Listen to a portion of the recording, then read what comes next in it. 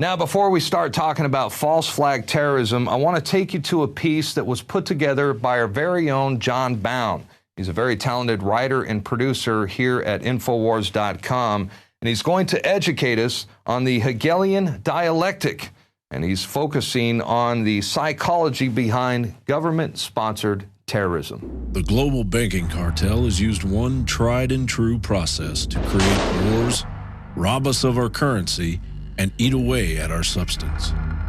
This process of control over the masses is called the Hegelian dialectic. So what is it, and how is it being used today? German philosopher George Wilhelm Friedrich Hegel devised a dialectic, or method to resolve a disagreement between outcomes. The dialectic is made up of three attributes: thesis, an idea or opinion; antithesis, the opposite idea or opinion; and synthesis, the alchemic process to bring together a wanted change. It is commonly referred to as order out of chaos, and is waged against the masses in many forms.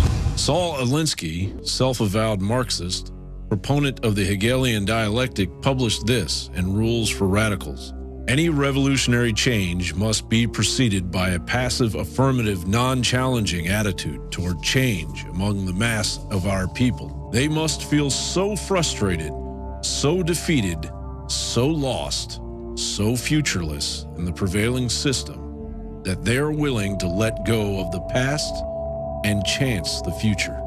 George Bush became the hero of 9/11 simply due to the fact that he was the president, and then rammed through legislation that threatened our liberties as we all complacently stood by and allowed it to happen. A manufactured crisis occurs, thesis. George Bush answers it by rallying public opinion and becoming the host of the tragedy, antithesis, thus owning the crisis through synthesis. Equilibrium is attained. All of the once separate parts of the plan are joined together. In this example, the Patriot Act acting as the equilibrium on the desired road to tyrannical fascism in America. They're too good at what they're doing. They create the crisis on record. They sell the fraud. Then they say, give us more power. Give up your sovereignty, Europe, America, and we'll fix it. But then it only implodes faster. They make bigger bonuses, but they're destroying their own golden goose. They're hacking it open greedily. When it's giving them a golden egg every morning, they think there's eggs inside. I think the point you made of because they're on record creating this to consolidate power. They've bragged about it. Those memos have been made public by Goldman Sachs and others. But they're going to fry things so badly, the bankers are all running to private islands with their own security teams. I mean, like they want to rule everything so much and have just so many digits in their bank accounts that they're going to devalue the value of the digits through their sheer greed. That is a possibility. And if you look at the Hegelian dialectic, if that crisis at the beginning spins out of control, they lose the tail end of the dialectic, don't they? There will be no synthesis at the end. They'll be lucky if they survive. Another method to manipulate the masses is the use of two opposing views to attain the desired view. Politician A espouses the first view. Politician B counters with the differing view. A clear example of this was the debate over the unconstitutional NDAA bill of 2012. I strongly believe that the United States government should not have the ability to lock away its citizens for years and perhaps decades without charging them and providing a heightened level of due process. We don't pick up citizens. We don't incarcerate them for 10 or 15 or 20 years or until hostilities end, and no one knows when they will end, without giving them due process of law. The great concern that we have now in terms of the security of the homeland is from so-called homegrown terrorists, radicalized Americans.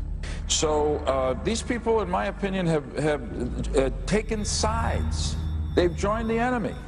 And to have this body at this time, as the threat of homegrown terrorism rises, say no, they can't be treated as enemy combatants, is not only doesn't make sense, and is totally unresponsive to the facts that I've just described.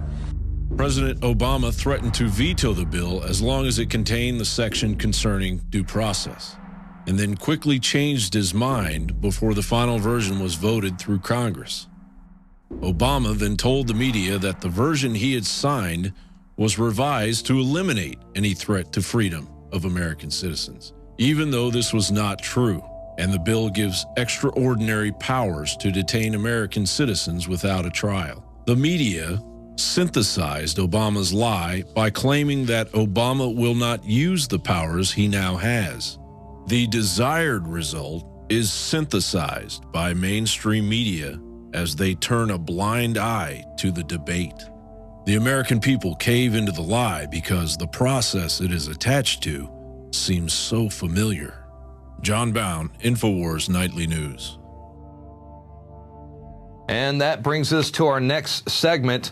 There are literally hundreds of examples throughout history of government-sponsored terrorism, known as false flag operations. And chances are that the United States and Israel plan on orchestrating such an event to be blamed on Iran as a pretext for war. It is a fact that virtually every single war since the Spanish-American War of 1898 has included the use of a false flag operation as an excuse to enter into conflict. But unfortunately, the lies have been covered after the fact, too late to prevent mass death and destruction. In 1953, the CIA and British intelligence staged terror attacks to overthrow the democratically elected leader of Iran, Mohammad Mossadegh.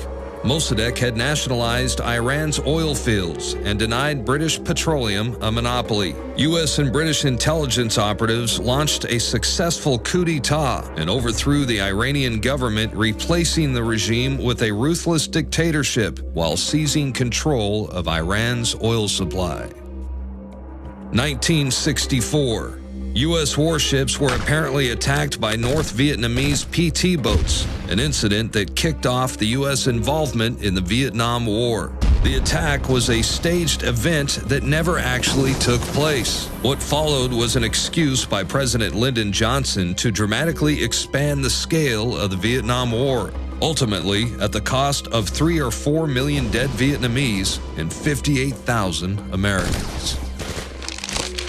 June 8, 1967, the USS Liberty, an American naval vessel sailing off the coast of Gaza, was suddenly and deliberately attacked by naval and air forces of Israel. The well-coordinated attack, which lasted for hours, resulted in the deaths of 34 crewmen, 170 injured, and catastrophic damage to the ship, one of the most highly decorated vessels in U.S. history. Egypt was to be blamed for the attack, to serve as a pretext to drag the U.S. and her allies into war in the Middle East. If not for the heroic efforts of the ship's captain and his brave crew, the Liberty would have faced almost certain destruction. The truth about Israel's attack and subsequent White House cover-up continues to be officially concealed from the American people to this day. Now, in recent weeks, we have seen a massive buildup in the Persian Gulf by both the United States and Britain. Meanwhile, U.S. and Israeli intelligence sources are officially warning of domestic terror attacks inside the U.S. and Israel. And if a conflict is to ignite in the Persian Gulf, it is highly likely that the U.S. or Israel will use a false flag operation to kick things off. And that brings us to our quote of the day.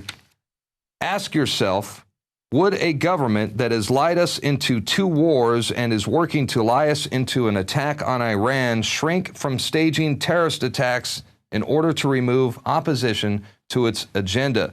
And that was by Paul Craig Roberts, the former Secretary to the Treasury in the Reagan administration, also known as the father of Reaganomics and a frequent guest on our show. I actually think he was referring to the Bush administration when he made that statement, but I'm sure Craig Roberts wouldn't put it past the Obama administration to carry out a false flag terror attack as well.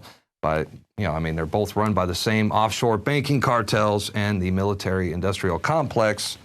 Meet the new boss, same as the old boss.